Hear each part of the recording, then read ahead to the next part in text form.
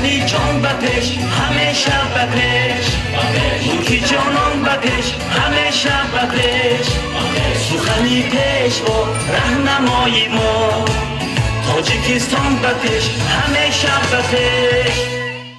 رئیس شهر خوجند فردوس شریفزاده با مناسبت روز بین‌المللی حفظ کودکان و مؤسسه مرکز دستگیری اویله و کودک تشریف آورده کودکان را با عیدشان تهنیت گفته به آنها تحفه‌های خاطره‌ای تقدیم نمود.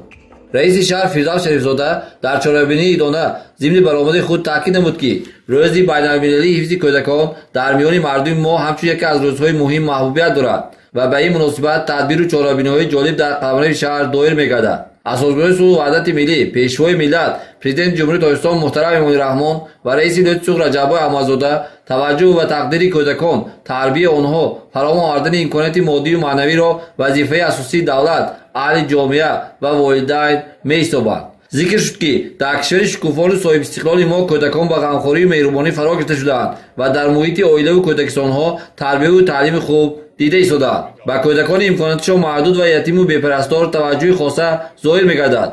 پرزیدنت کشور محترم امامی رحمان همیشه در سخنرانی‌هایشان اظهار می‌دارند که یگان کودک یتیم و بی‌پرستار و معیوب بی‌توجه نیست.